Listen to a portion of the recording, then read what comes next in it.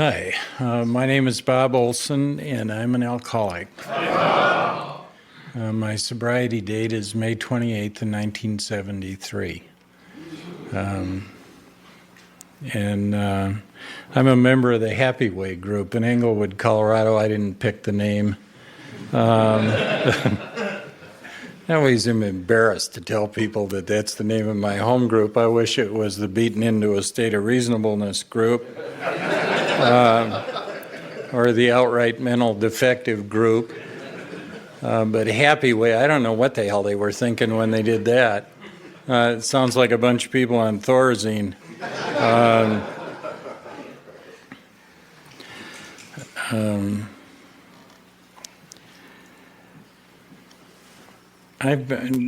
Let me tell you a little bit about my home group. We're people who try and follow the directions.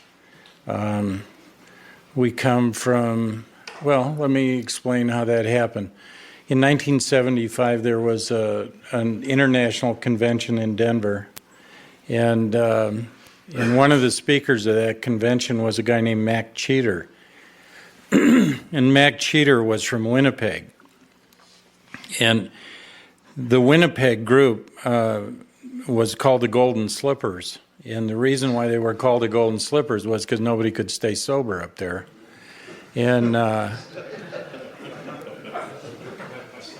spoke up there at a winter convention one time. Their midwinter convention is the second week of January. And anybody that have an AA convention in Winnipeg on the second week of January has got some growing to do. And I got up there and it was 20 below zero, and they said they were having a warm spell. So, incidentally, when I left Colorado this morning, it was 20 degrees with a 30-mile-an-hour wind and snow, and I thought, wonderful, I'm going to California.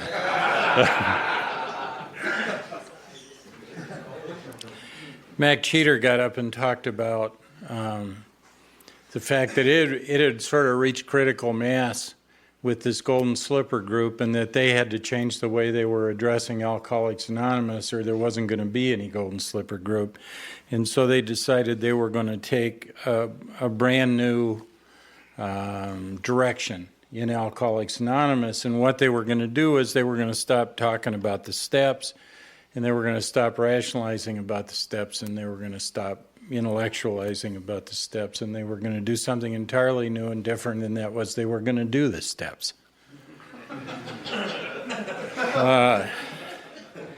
And as a consequence, all these guys in this group got together, and they got to the forward in the first edition, and this to show others precisely how we have recovered is the main purpose of this book. And every time it said to do something, which was every time it said to write, they wrote. Every time it said to make a decision, they made a decision. Every time it said to do anything else, they went out and did it. And they did it together, with the exception of writing inventory, which they did individually. But they all followed the directions, and they started at the forward, and they went through the whole first section of the book, and every time it said do something, they did it. And an amazing thing happened, and that was that they all pretty much stayed sober. There may have been a few exceptions, but by and large, everyone in that group followed the directions in the book, and they stayed sober. There were 15 of us that were working in that convention. We were all on the hospitality committee, and we were all, at that time, we were all in our 30s, and we were full of pea and vinegar, and we were listening to all this stuff. We all got to meet Lois Wilson, and we were fortunate enough to meet some of the people who got sober in the early days at Akron in 1939 and 1940, and a good friend of mine who had died some years ago took his third step in Dr. Bob's bedroom with Dr. Bob. And I mean, we got a lot of history, and we found out that this whole thing is based on spiritual principles, and that Alcoholics Anonymous is not some kind of social club where everybody can go and have cookies and cake and talk about how screwed up their life is.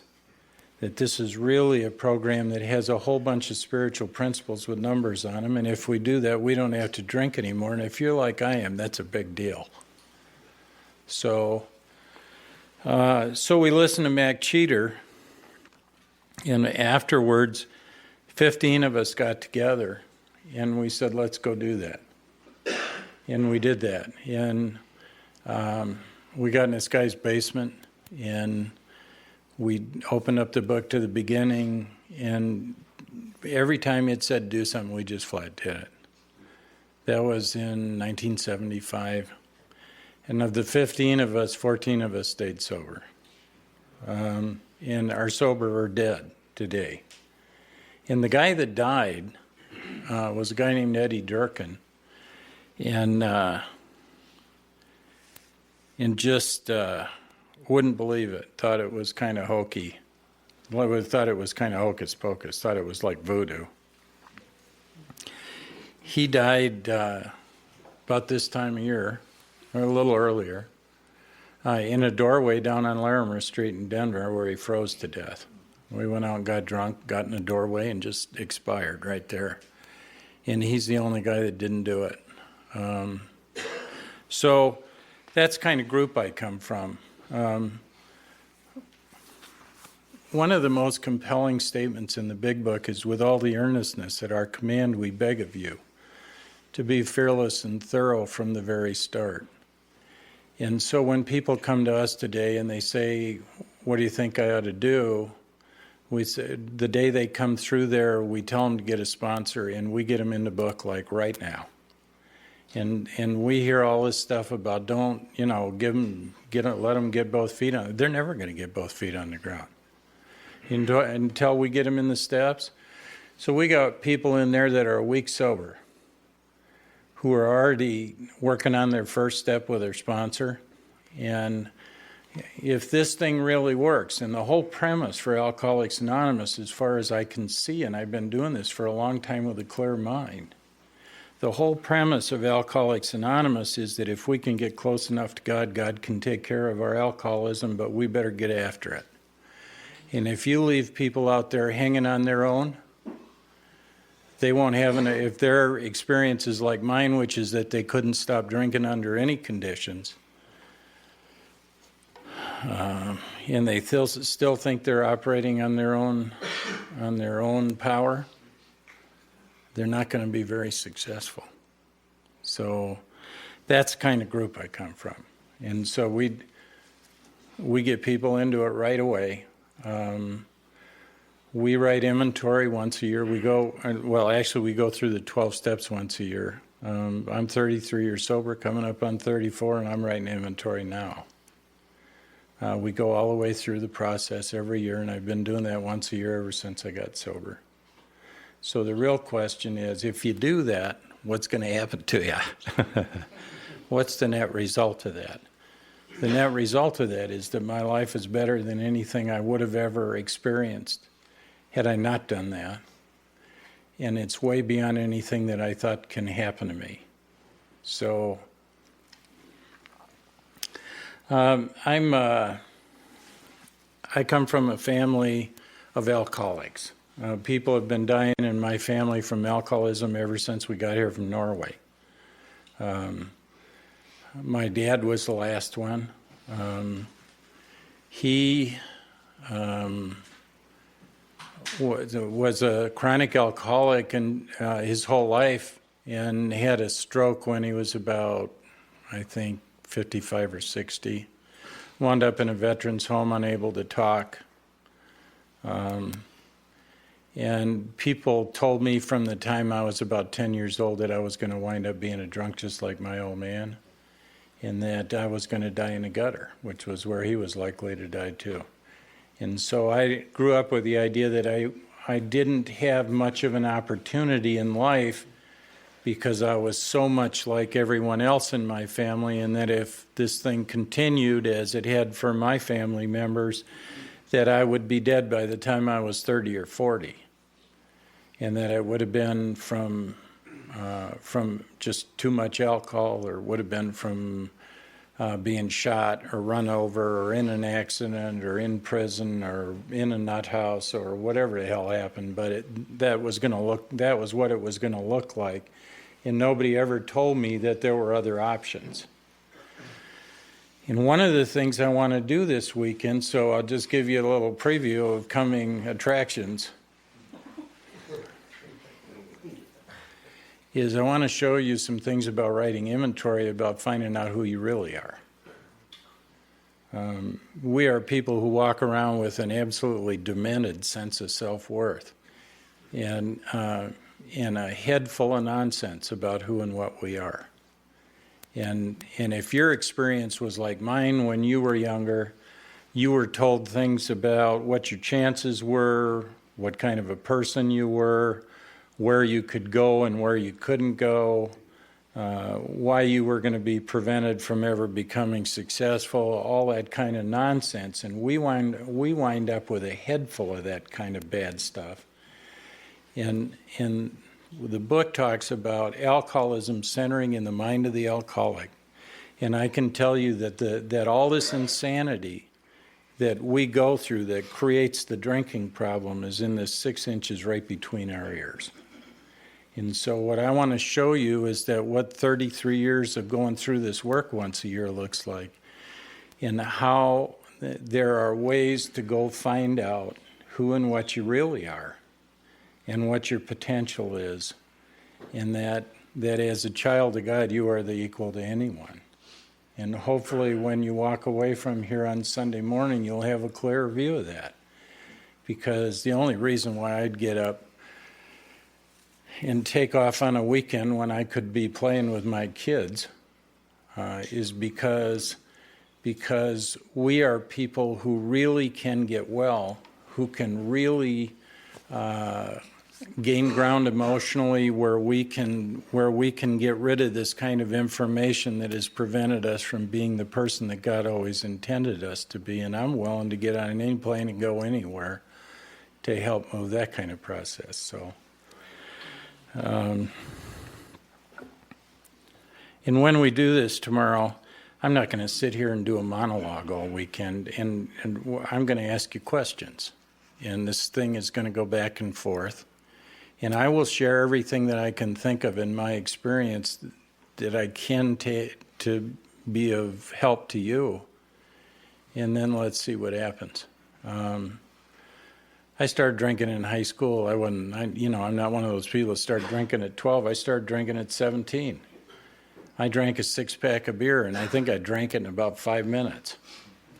And then I threw it all up, and I couldn't wait to start again. And I have always felt like I was kind of a mongrel. I had always felt like I wasn't good enough, that I didn't measure up, that other people would see it at some point and reject the hell out of me. So when alcohol came along, that gave me a big leg up. And it did some really wonderful things. It gave me a sense of self-worth. All of a sudden, as you know, and a lot of you would have had that same experience, all of a sudden you could talk to the girls, and before you would spend your life wondering why any woman in her right mind would have anything to do with you. And all of a sudden you think you're God's gift to women. I was in the military and wound up doing some things that I would never under any circumstances do again, that the government asked me to do. And when it says a consequence, by the time I got out of the military, I was a little spooky. I was actually kind of an intensity junkie. I thought if somebody wasn't pointing a gun at me, I wasn't having a good time.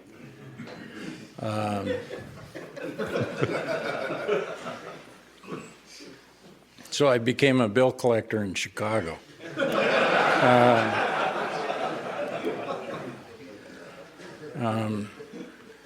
As a pure self-defense, I went up to 240 pounds and got meaner than I should have been, and collected money in the projects in Chicago, and kept getting crazier and kept drinking more. And actually, I was talking to somebody about that yesterday. We were on the way up here today. I mentioned that, and I told Dan that I was more dangerous when I wasn't drinking than when I was. And the reason why was because I needed one so bad. And I was already mad because I wasn't taking a drink. And I had to wait. And then somebody get in front of me that owed me money, or owed whoever I was working for money. And so I used to go kicking people's doors and bounce them up against the walls and doing all that shit. This was before they had consumer protection laws. And the thing got crazy. The crazy part was when I had to go back and make amends to those people. And some of them would just as soon kill me as look at me. And I got so good at it that I even started collecting money for bad guys in Chicago, and had a reputation for being absolutely nuts. They asked me to be the bodyguard of one of the manager of one of the racetracks. It was a syndicate racetrack in Chicago. And I asked this friend of mine why they would even ask me to do that, and he said, "Don't you know?" And I said, "No." And he said, "You're nuts." And I wanted to say, "No, I'm not." But he said, "Bob, they put a gun in your hand and tell you to kill somebody, you'd do it." And I think that was the truth. So that's what happened. And I drank more and more. I drank a fifth a day for about the last 12, 15 years I drank. I drank brandy. That's a Wisconsin thing. Brandy and beer, brandy, whatever. And I had been going to Alcoholics Anonymous since 1968. And I'm not quite sure because I didn't think that I couldn't understand that there was a solution here. I thought maybe there was, and I would go to AA meetings and I'd kind of turn myself in. And I'd go in there and let people stroke me, and they'd kind of pet you and tell you everything was going to be all right, and it was just a massive lie. It wasn't going to be all right. And the reason why was because I couldn't find the connection. And I would go to meetings, and people would look at me and they'd say, "Just keep the plug in the jug." And see, I come from a family that's also violent. And so people would say, "Just keep the plug in the jug." And I wanted to hit them so bad I could taste it. And it was just like, what plug? And how the hell do you do that? And I remember a little old woman, one night looked at me and she said, "Bob, if you don't drink, you won't get drunk." And it was, honest to God, I want to take her head off. I'm taking a bead on her and I'm thinking, don't hit her, she's a little old lady. And people would tell me stuff like that, and what they didn't understand was that I did, and that there was no way for me to stop, and some inane little bullshit comment wasn't going to change anything, and that telling me something like that bordered on the ludicrous. I couldn't stop. And for somebody to just say, "Just quit," was like, "Just fly."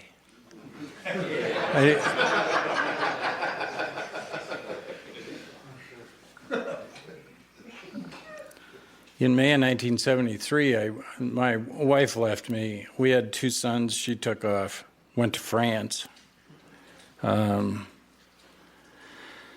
didn't show any signs of coming back.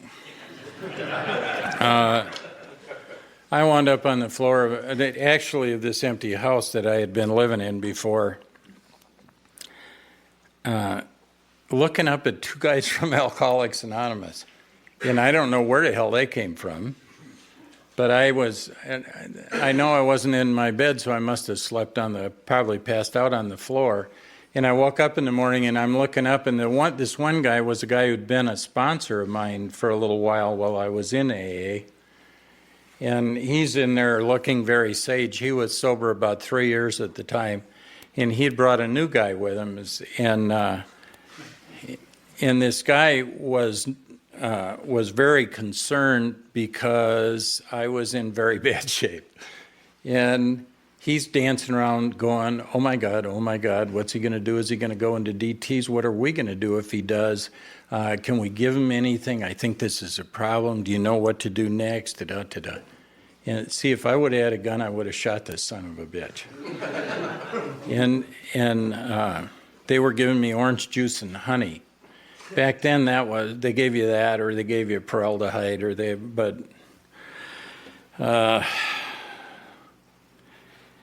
and they picked me up and they took me to a halfway house. And they sat me down in front of the guy who ran it, who happened to be a Catholic priest. Well, that makes a lot of sense unless you were brought up a German Lutheran. That's a no-no. And you look at priests and go, I don't think so. And this priest is looking at me and he said, are you an alcoholic? And I said, yeah. And I'm not sure I'd ever said that before. And he said, are you done? And I said, well, I don't know. But if I'm not, this is going to kill me. And he said, do you believe in God? Or he said, do you want what we have? And I said, yeah.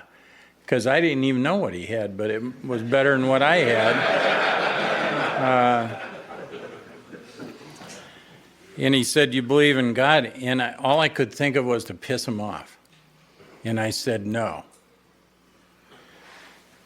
Now, I am always amazed. I'm amazed to this day that even if we're dying, if we're drawing our last breath, we'll fight you. Okay? What in the hell is that kind of thinking? Here's a guy trying to tell me how to help me, and I'm trying to piss him off. And he said, you believe in God? And I said, no. And he said, well, it looks like you're shit out of luck. and which is not a very nice thing for a priest to say.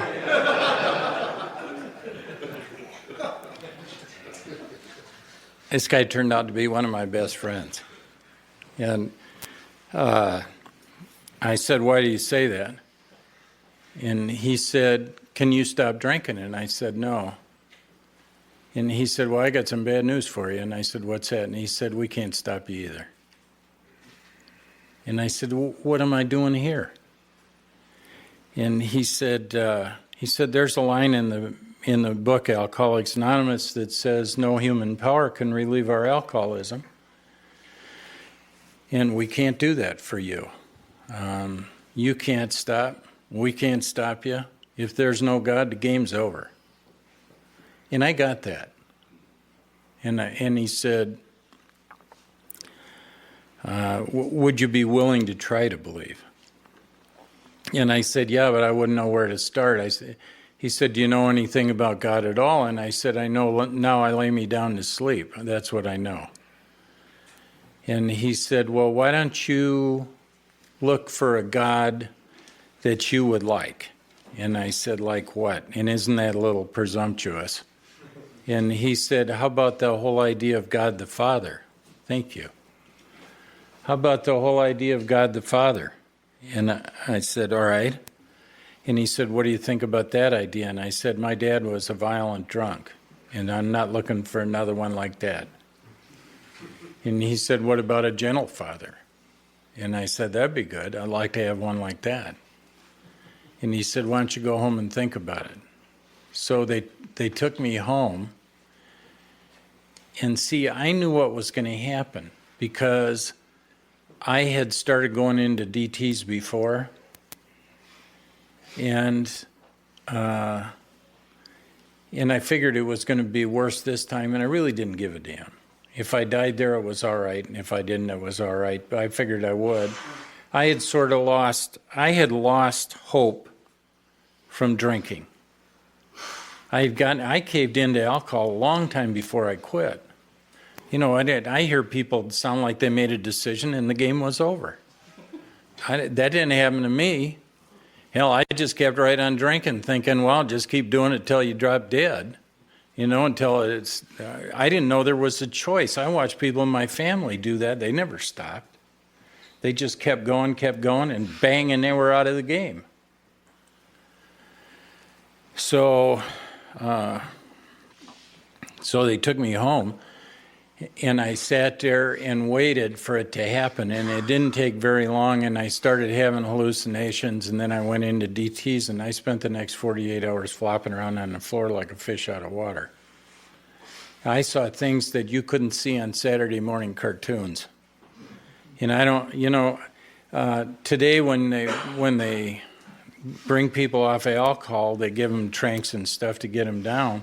But they didn't do that for me. They just left me there, and I experienced withdrawal from chronic alcoholism in all its glory. And I would recommend that to anyone. It's like taking a real beating. But when you're done, you're so goddamn glad it's done. And you don't ever want to do that again.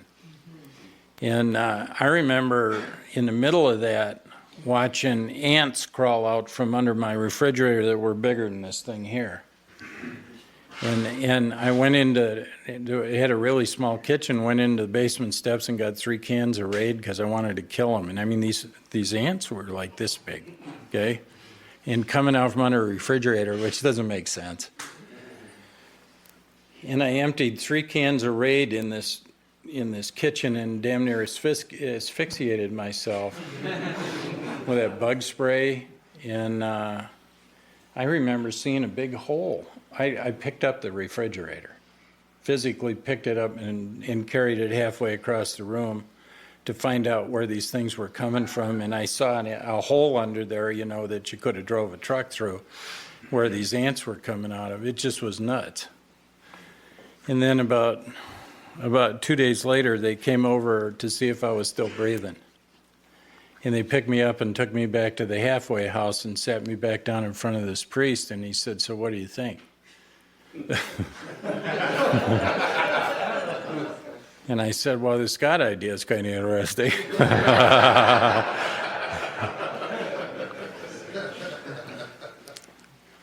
And he said, what do you think about that? And I said, I would like God to be like a father, and I'd like him to be gentle, and I would like him to give a damn. That's what I'd like. And he said, well, I think that's exactly what God is. Now, I've never changed my mind. Not in 33 years. I still think that God is a gentle father. And my experience bears that out. I know for a fact that God's not walking around with a sharp stick and a bad sense of humor. I don't care what you think. Okay? It just isn't going to happen. So,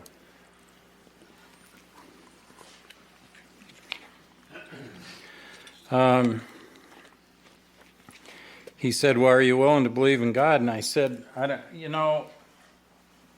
maybe. The whole idea of trusting God's a little foreign to me. And he said, well, will you work at it? And I said, yeah, I would be willing to. And he said, well, just give God a chance.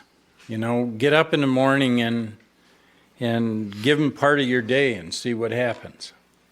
And I did that. I got up in the morning, said, God, I'll give you the morning, and if you screw it up, the afternoon is mine.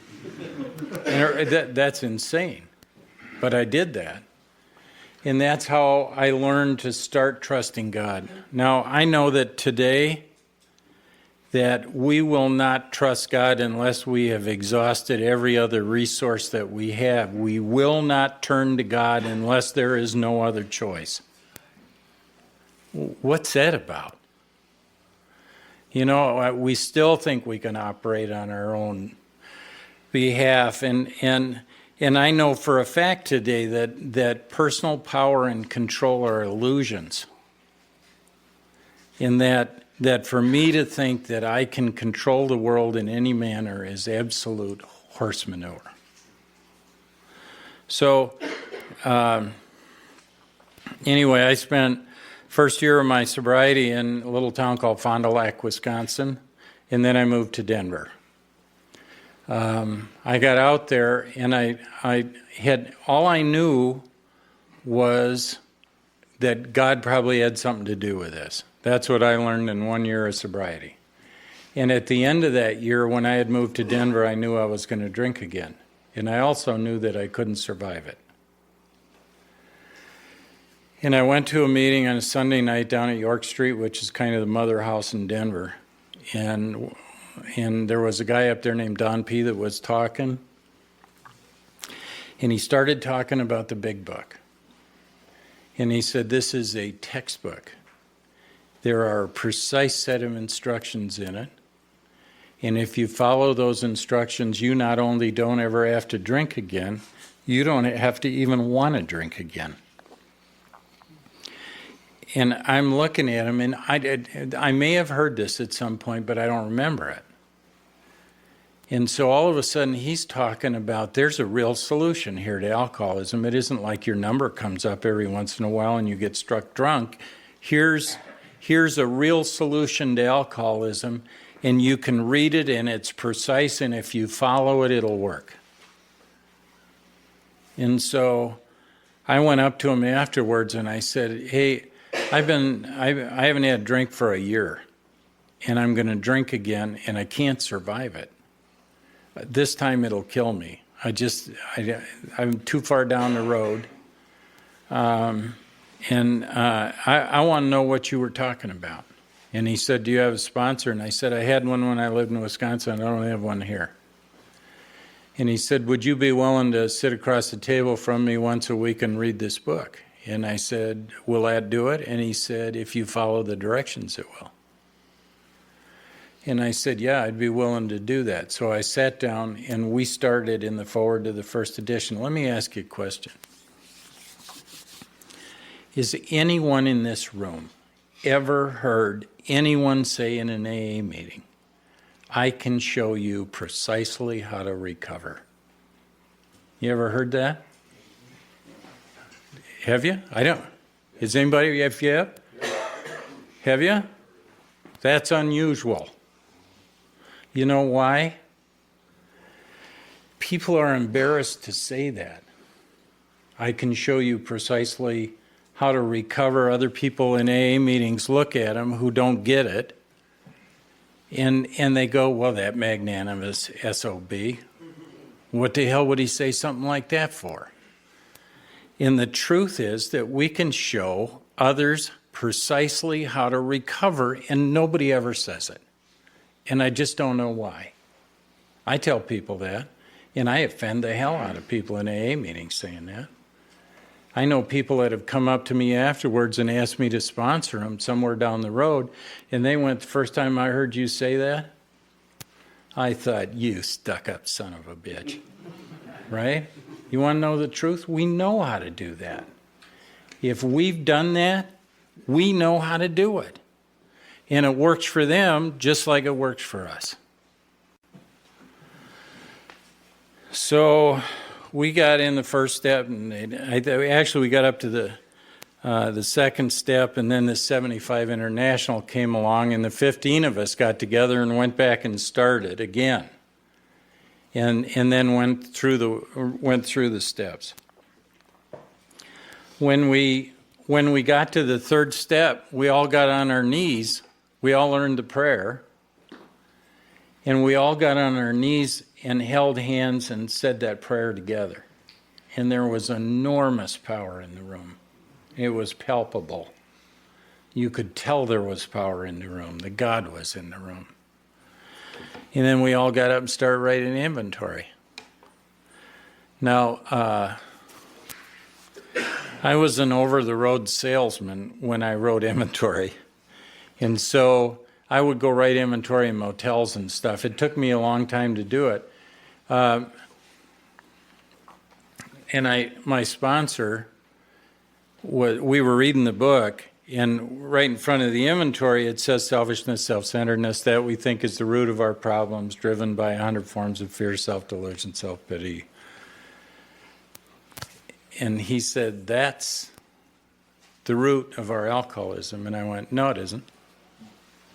And he said, what do you think it is? And I said, If I get next to a bottle of Christian Brothers, I drink it. And I don't stop until it's gone, then I go look for another one. That's the root. And he went, no, it isn't.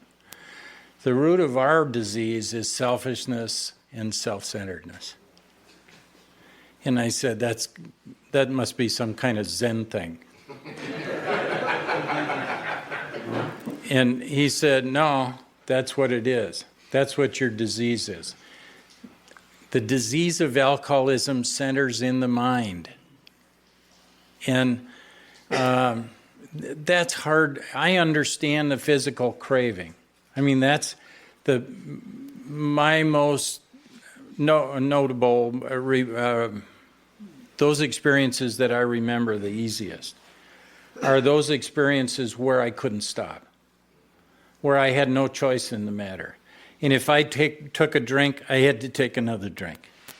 And that once I started, I was out of control, and I didn't know where it was going to go or what I was going to do or what kind of foolishness I would engage in the process, and that there was no way to predict the future. The idea that was going on because I was selfish, what's the connection? I used to go into restaurants with my wife, and I would sit in there and start having a couple of drinks, and I'd see some guy across the room, and all of a sudden I'd hate him. Never saw him before in my life. And I would sit there and look at him and go, I'm going to kill that son of a bitch. And a couple of times I got up and invited guys outside to fight, and I'd never met him before in my life, and I'd just walk up and go, let's go. And my wife would go, oh my God, Bob, just sit down. You wind up in jail again. You can't do that stuff.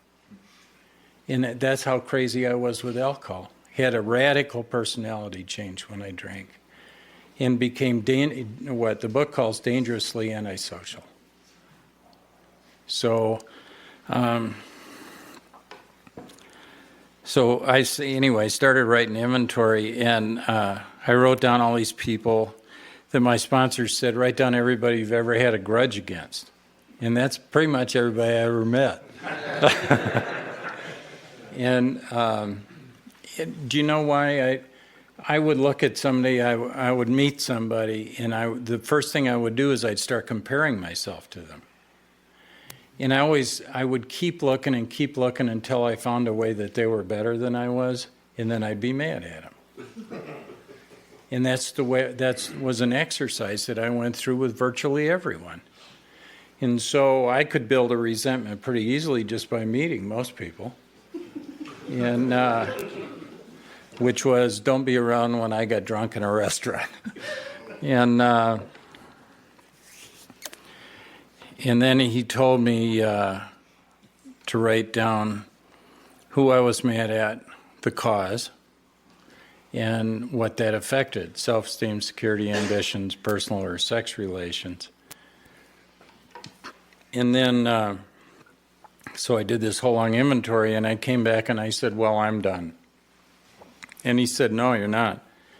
And I said, what's left? And he said, go to each one of those resentments that you had for people, institutions, and principles, and write down where you were selfish, dishonest, self-seeking, or frightened. So I said, okay, and I went back and I went through this whole process. This whole thing took me about, a month and a half, 2 months to write. And then I came back and I said, well, I'm done. And he said, no, you're not. And I said, what's left? And he said, you have to do a fear inventory. And I said, come on, Don. You know my history. I was a bill collector in Chicago. I'm really not much afraid of anything. And he said, well, then the book must be wrong. And I said, why? And he said, well, the book says that fear is an evil and corroding thread, and the fabric of your existence is shot through with it, but apparently yours isn't. And I said, apparently not.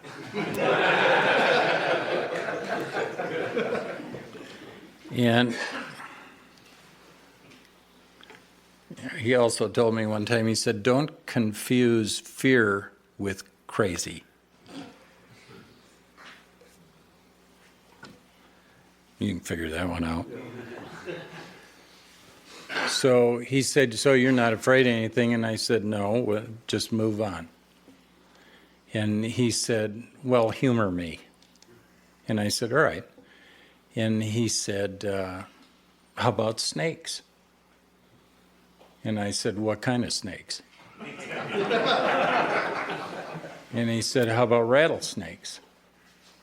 And I said, well, I wouldn't want to get thrown in a closet with one, but you'd have to be a fool. And he said, yeah, so write down snakes. And I said, all right. And he said, how about spiders? And I said, like black widows? And he said, yeah. And I said, well, I wouldn't want to be bitten by one. And he said, I wouldn't either. Write down spiders. And I said, all right. And he said, how about failure? Oh, cheap shot.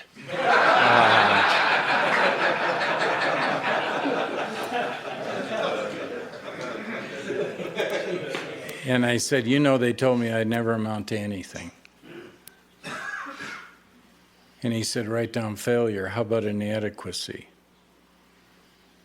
And I said, people told me from the time I was 10 years old, Don, that I would never amount to anything and I'd never be good at anything and I'd go die in a gutter. And he said, write down inadequacy. He said, how about women? And I said, and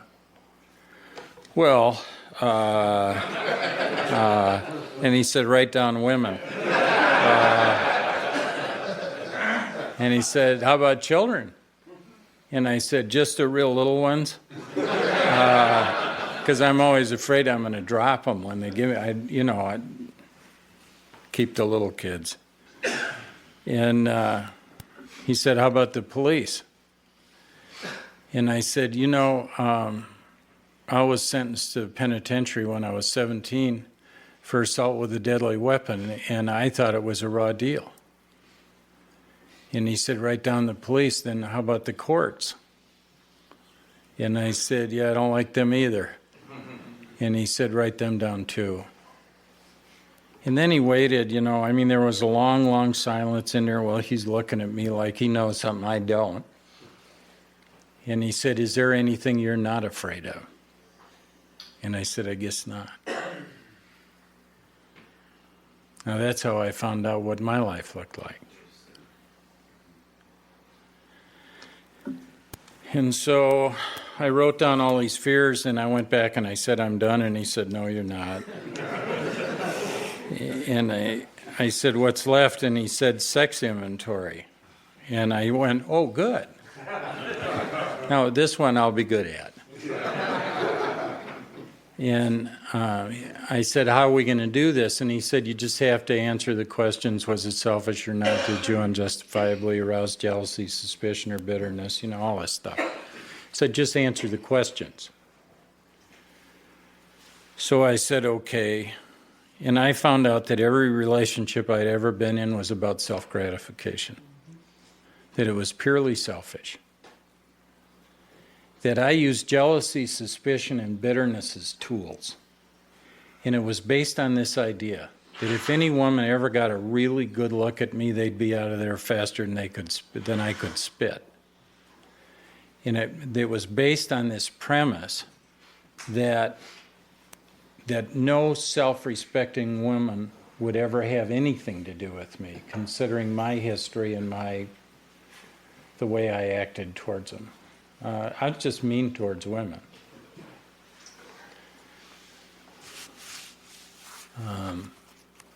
And I looked at that and thought, no wonder. I mean, if anybody treated me that way, I'd shoot him. And I treated these women as if they were just things.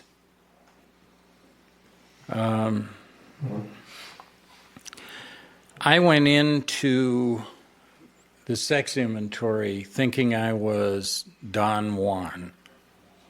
And I came out of that sex inventory thinking I was Elmer Fudd. I knew that I knew nothing at the end of that process. And one of the things that really helped me in the middle of that was the ideal. The book talks about a sexual ideal. And you know, it isn't about what kind or how often, all right? It's about what are you bringing. That's what the ideal is about, is what are you bringing to the relationship that's going to promote its longevity. So, you know, my sexual ideal is loving, tolerant, putting someone else's welfare above my own, having real love, real concern, giving much more than I take out of the relationship. You can develop your own, but it's really about what are you bringing. And so when I got done with that, we were reading the part in the book about the fifth step, and this fifth step has a whole bunch of casual references towards take it to the grave stuff. And here are some of them. Until you've told someone all your life story, okay? Illuminating every dark cranny of the past. Now all of a sudden they want me to talk about stuff I'm not talking about, right? And that's the take it to the grave stuff. And so he said, put that on the front of your inventory, because when you fifth step it, get it out of the way in the beginning so you don't have to worry about it all the way through your fifth step. So when I went, I had a couple of things that I had done that I wouldn't talk to anybody about. And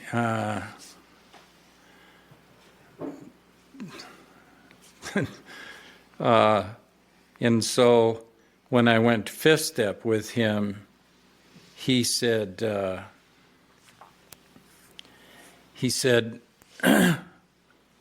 don't you start with that? And so I did, and he just laughed about it, and he said, yeah, I did that too. That's here's what I can tell you. I don't care what you've done. There's a good chance that half the people in this room have done it also. All right? They just aren't talking about it. And so, actually, this priest became a good friend of mine, and I said, well, you hear confession all the time. And he goes, yeah. And I said, you ever hear anything new? And he said, not after about the third one. And I said, inventory's like that. Fifth steps are like that. That after I've been listening to fifth steps for over 30 years, and I haven't heard anything new. There's only so many ways you can do things. Unless you got a rocket ship and a laser and, a bunch of really silly stuff. We had a guy in a meeting the other night that looked like he was awfully nervous, and we were talking about inventory, and he just blurted out, if anybody in here tells me they haven't done it with a farm animal, I'm going to tell them they're lying.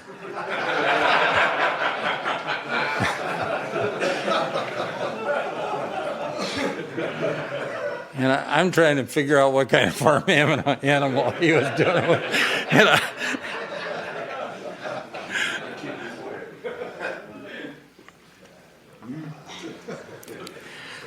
My impression was that when I did my fifth step, I'm a loner, okay? Always have been, and it was always based on this belief that I wasn't good enough. And that at some point, you would catch on to whatever it was, and that would be the end of the friendship or whatever, okay? So what was the point? What was the point of making friends? What was the point of trying to get good jobs? What was the point of trying to hook up with some woman? What was the point of all of that shit? If at some point they caught on and blew you off. Okay? What was the point? I mean, why would you ever even start? And so I never really let anybody very close to me. And when I was a kid, I lived in a lot of foster families. And by the time I was 12, I was shut off anyway. And so, I mean, I wouldn't let anybody get close to me. And I had all these people trying to be surrogate parents and everything, and they were going to go away because at some point I was just going to wind up in another foster home. And so I got shut off. And I just wouldn't let people close. And I let him close. And then I had to fifth step with him. And I knew at the end of that fifth step that he was going to get up and say, Bob, I'm glad you did your fifth step. There's a couple of things I want to go over with you. One of them is I don't want you anywhere near my kids. I certainly don't want you anywhere near my wife. And I would appreciate it if you wouldn't tell anybody that I'm your sponsor. That's what I thought was going to happen. And what he did was he got up and he hugged me and told me he loved me. Okay? That's a little tough for me because I had some masculinity issues. Have some guy hugging you was like, I think you need to step back, dude. But I understood what he was saying, and he was talking about love between people.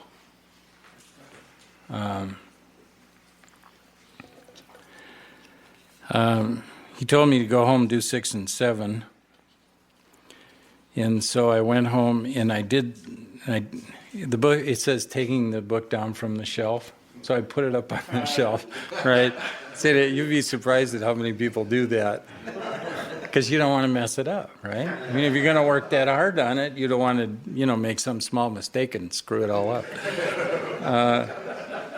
So I took the book down from the shelf and I reviewed the first 5 steps, and to see if I was making mortar without sand is the analogy that the book uses, and reviewed that, and then asked God for the willingness to be rid of those things which stand in the way of my usefulness to Him. Said the 7-step prayer, but the first thing was to become willing to let all those things go. And then I said the 7th-step prayer. And when I did the 7th step, it was the first time in the whole process when I started feeling like the thing really was working. All of a sudden, I felt recovery. And I knew that my life had shifted. In that from being a helpless, hopeless drunk, that all of a sudden life had opened up to me. In that there was a good possibility that I wasn't going to live the life that I had always lived. In that God really was working in my life. And that it was possible for really good things to happen. It said I had to make a list of all those people I had harmed and became willing to make amends to them all. The next line is we did it when we took inventory. So if you take your inventory out of the book, you've got most of your amends list right there, okay? I had abused a lot of people when I was in that finance business. That's a nice word for it. And I was reluctant to go back to those people. But the hardest amend that I had to make was to my dad. My dad was a chronic alcoholic and was living in the Grand Army Home in King, Wisconsin, and couldn't speak and was in a wheelchair. And they had told me that he was incapable of any kind of continuous thought, that the stroke had been so severe that he basically was in a vegetative state, and that there was no way to talk to him. And I went to my sponsor, and when we were reviewing my amends, because I go to someone to make sure that I got the harm right before I go make amends, because otherwise I'm liable to go go do something I either don't need to do or for the wrong reason or whatever it is. So I review that with someone else. I usually did that with my sponsor. And when we got to my dad, I said, I don't need to make amends to him. And he said, why not? And I said, because he caused all the harm. You know, he was the guy that would come home drunk. He was the guy that he hit me one time. We were sitting there eating dinner at his house, and he said, have some bread. And I said, no, thank you. And he said, everyone eats bread at my house. Does it sound like anybody you ever met? And I said, well, I don't. And he hit me with the back of his hand and knocked me down 2 flights of stairs, ass over tea kettle. And my sister reached over and picked up the frying pan off the stove and whacked him across the ear with it. And I mean, turned into a real Donnybrook. And I was sitting at the bottom of the steps wondering if I just got hit by a B-52. It was like, Jesus. And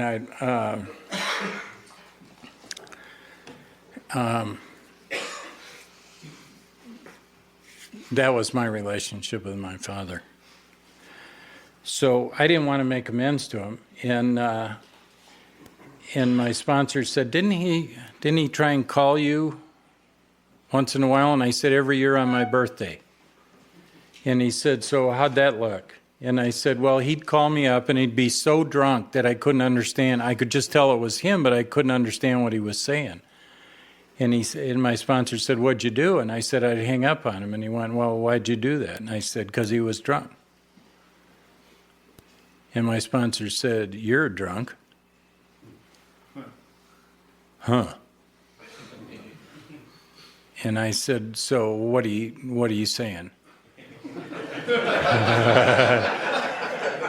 And he said, so you held him at arm's length your whole life because he was an alcoholic? And I said, yeah. And he said, you're an alcoholic. And I said, so what do you want me to do about that? And he said, get in your car and go to Wisconsin and make amends to him. And I said, he doesn't understand. He's not capable of hearing it. So what's the point? And he said, I don't give a goddamn what you think. This is about cleaning off your side of the street, and whether he understands or not is not the point. And I went, that's absurd. And he said, get in your car, go to Wisconsin, sit down with him, and make amends. Okay. So I went to the Grand Army Home in King, Wisconsin, and I walked in and I said, my name's Bob Olson, and I'm looking for my dad, whose name is also Bob Olson. And they said, that's him over there in the wheelchair. Well, now, my dad was a really good-looking guy, tougher than nails. The problem was he was violent, but he was married 9 times. And women thought he was the best thing since sliced bread until he got him home. And he was a robust, tough, big guy. And here was this little old gray-haired guy sitting in a wheelchair. And so I said, well, I need to talk to him. And they said, well, if you want to be alone, just wheel him into one of these little interview rooms over here. And I said, okay. And I took him into this room, and I sat down in front of him. And I said, he was looking at me like, who in the hell were you? And I said, I'm your son, Bob. And he brightened up. And I said, I'm here to talk with you, and I'm an alcoholic. And then he didn't look like he was happy at all. And I said, but I don't have to drink anymore. I've joined a fellowship called Alcoholics Anonymous. And one of the things we're doing is we're trying to go around and balance the books with people that we've harmed. And I've harmed you, and here's how I did it. I've held you at arm's length my whole life because you were a drunk, and I never understood that until I became a drunk. And I regret having done that, and I'm willing to do whatever's necessary to make that right. And as soon as I told him that I didn't have to drink anymore, he really brightened up. And so I knew he understood that at some level.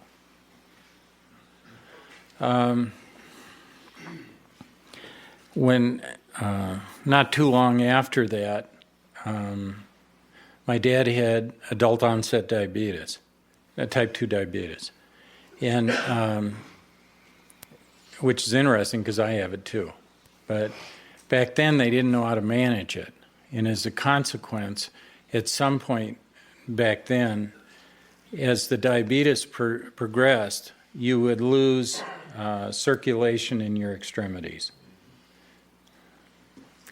So the next thing I knew, they were cutting his foot off, and then they were cutting his other foot off, and then they were talking about taking chunks of his arm off. And they finally went to my Uncle Leif, and it was his brother, and they said,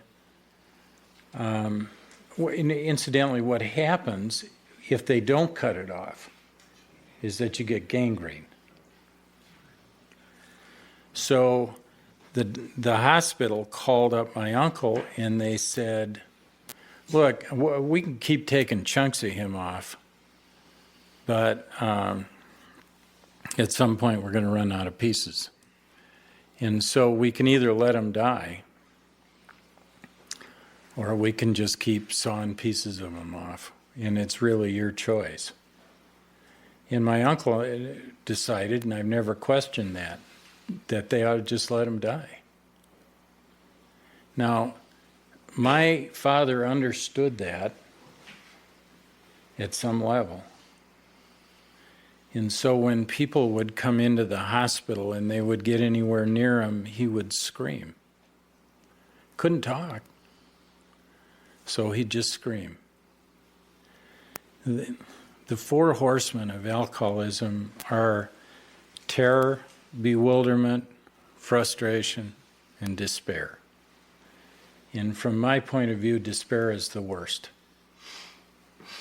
And my father would despair because they were making decisions on his life and he had nothing to say about it.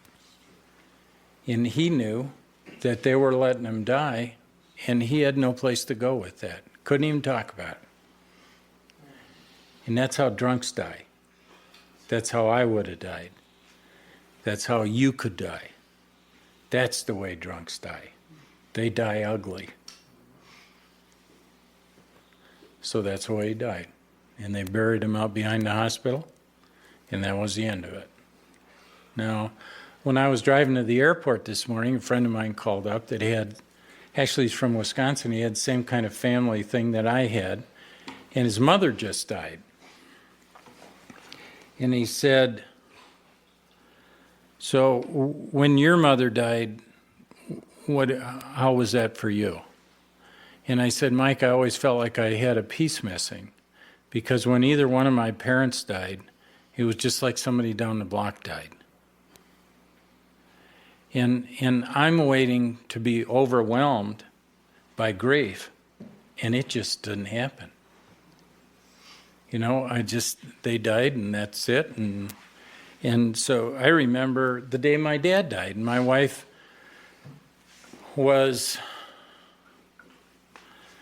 I was on the phone with my uncle, and he called me up and he said, Bob, your dad died. We're having a little memorial service. My wife and I are going to go up there, and we'll be there to represent the family, and they're burying him, and it's not necessary for you to come. I know you didn't have a relationship with him, and I just wanted you to be aware of the fact that he did pass away. And I said, okay, well, thanks a lot. And then I put down the phone and went back to doing what I was doing, and my wife looked at me and she said, who was that? And I said, Leif, and she said, what did he want? And I said, he told me that my dad died. And she's going, oh my God, I'm so sorry for you. And I went, it's all right. And then she's watching me like I just, fell off a spaceship. And this guy that called me this morning, he said, "What's the matter with me?" And I said, "Nothing. Your experience is just like mine. You know, it doesn't mean we're bad people or that we just had a different experience and we didn't bond with families like other people did. And those people had this beautiful relationship with their parents that will create all kinds of grief and concern when those parents die. But you and I did not have that experience. That doesn't make us bad people. It doesn't make us different. It doesn't make us wrong. It doesn't make us anything. It just means that's the way we grew up." And he thought he was nuts, that he had a piece missing, because he couldn't feel grief over someone who had traded him off when he was a kid. You know what? Okay. Your experience is your experience, okay? And it doesn't make it good or bad. It just makes it your experience. The problem is that we draw conclusions or get comments from those kinds of experiences which tells us that we're less than other people. And when we walk around with that kind of bad information that becomes so ingrained in our mentalities, we won't even challenge it anymore. And see, the really great thing about Alcoholics Anonymous is that we can become emotionally well. And we can do that by searching out all these flaws in our personalities. And that's what we're going to talk about this weekend, is how do we dig out the flaws in our personalities? And we are flawed. We believe bullshit that most people that are rational wouldn't even consider. So, I owed $2,500. I owed $15,000 when I got sober. This is in '73. $15,000 was a lot of money, and I took 30% of my net income out for the first 2.5 years to pay amends with, because I was told, do it. Don't mess around with it. You don't have to pay it off all at once. Pay installments. Do whatever you have to do, but start now. I went to my uncle as a banker, and I said, "Leif, I owe all this money." And he looked at my financial condition, went, "What did you do to get into that condition?" And I said, "Well, I ran a loan company, so I knew how to borrow money and do all this stuff." And he said, I said, "Well, the problem isn't that I owe all this money. The problem is I have to pay it back. So how do I do that?" And he said, "Oh, it's fairly simple." And I said, "Really? How do you do that?" And he said, "Well, you start paying now and you pay till it's paid." That wasn't the answer I was looking for.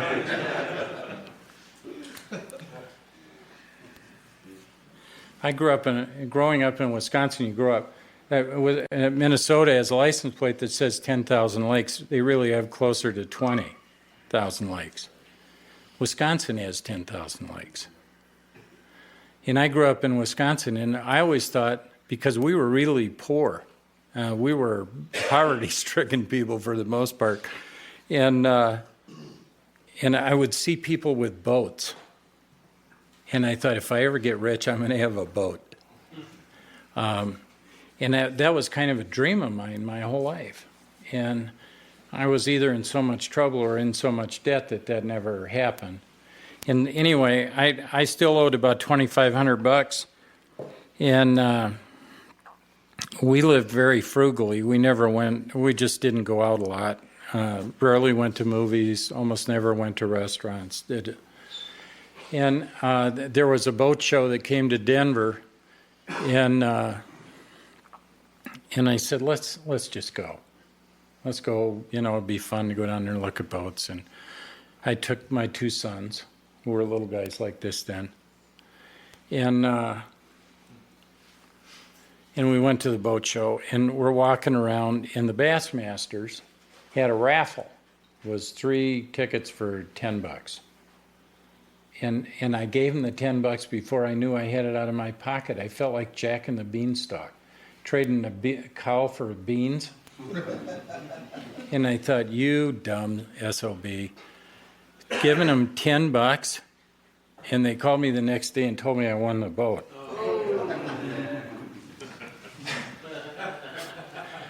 So I grabbed the 2 boys and my wife, and I said, let's go down there and look. So we went down there. Here's a brand new big, I think it was a Ranger bass boat, okay? And back then, I went to the boat dealer, and I said, how much is that boat worth? And he said, wholesale, it's worth $2,500, which is how cheap that was back then.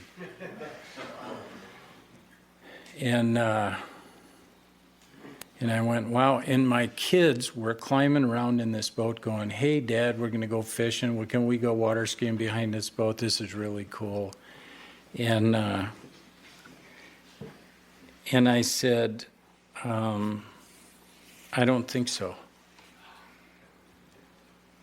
And they said, why not? And I said, because I still owe a bunch of money. And this Texan came up to me and he said, I'll give you $2,500 for the boat. And so what do? Do you take the boat and keep paying off your amends? I mean, this would wipe out my amends. Or do you sell the boat, pay off your amends, and then try and get a boat in the future? Or what do you do with that? Here's the line in the book I don't like at all. The spiritual life is not a theory. We have to live it. See, and I'm looking at that going, that's bullshit. I don't want anything to do with that. And I took the kids and I said, look, at some point in the future, I will buy you a boat. And it'll be every bit as good as this one. But today, I've got to sell this boat. And I apologize to you for doing it. But it's really important that we get out of debt and move forward. And so I sold it to this guy from Texas. 3 years later, I bought a 17.5-foot Cobalt with a Boss 302 engine in it. You could troll at 50 miles an hour.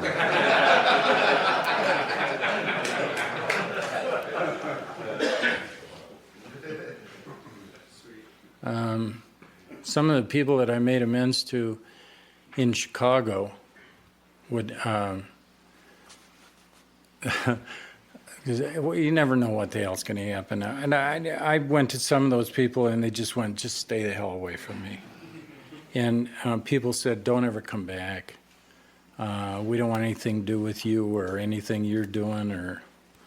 And other people said, well, we're glad you're sober, but just leave us alone.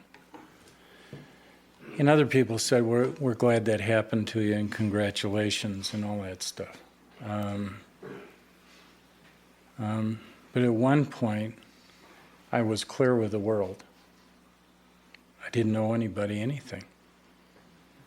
One of the last things that happened to me was my uncle had lent me some money that I had forgotten about. It actually was a couple $1,000.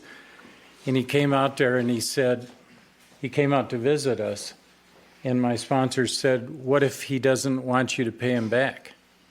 And I said, I'm going to pay him back anyway. And he said, that's about your pride, Bob. That's your ego.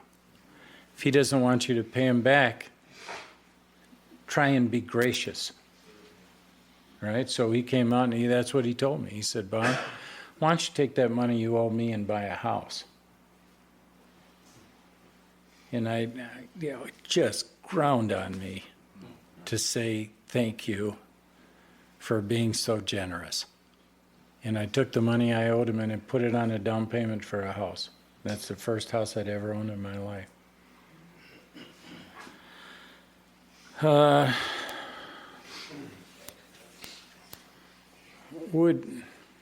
We do a lot of 10 steps in Denver.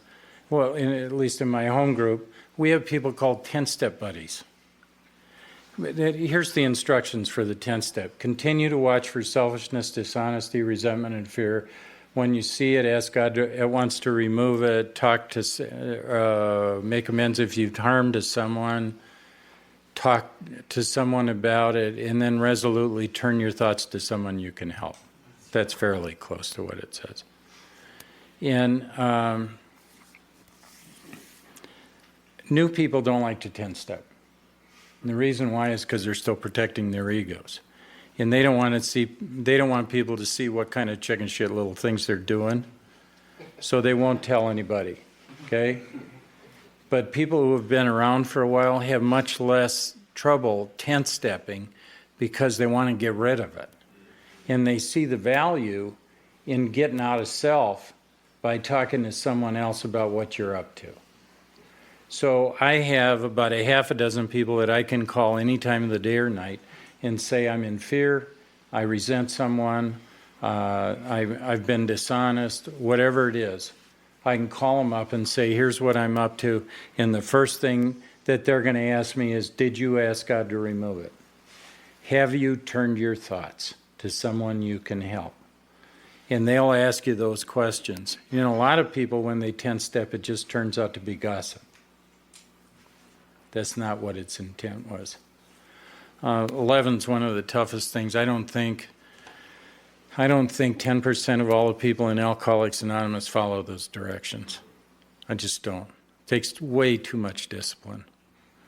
And we'll talk about that tomorrow at some point or Sunday morning. But the 11th step has enormous virtue if you're willing to do it. And I don't want to go on and on tonight. But 12, carrying the message is one thing. But practicing these principles in all our affairs is the tough part of that deal.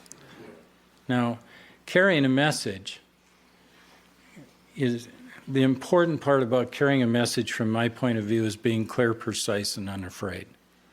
And that means, are you willing to stand for something?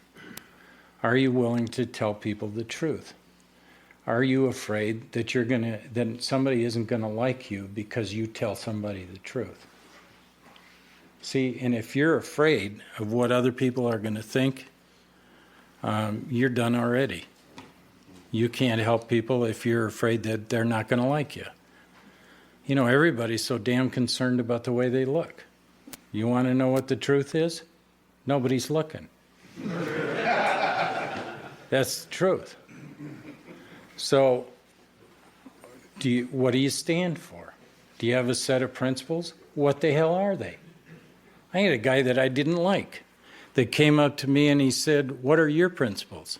And I said, what do you mean by that? And he said, what are your principles? And I said, I'd have to think about it. And he said, if you have to think about it, you don't have any.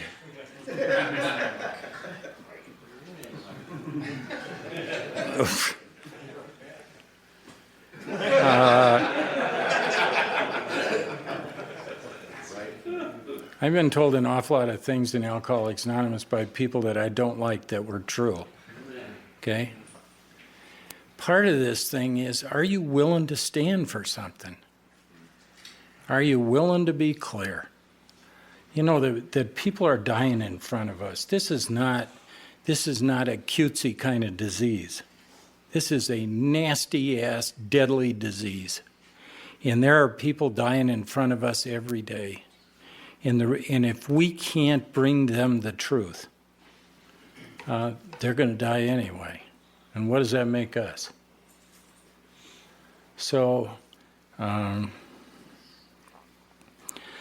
that's what we're going to talk about. And one of the things that I want you to know is that I'm not going to stand up here or sit in front of you all weekend and do all the talking. That I'm going to ask you to share with me some of your experience in how you do some of these things, just so people get a broader idea. And I know that most of you know each other, but the truth is that I'm very curious about what you're doing too, okay? So I really appreciate being invited. I'm really looking forward to this weekend, and thanks for listening.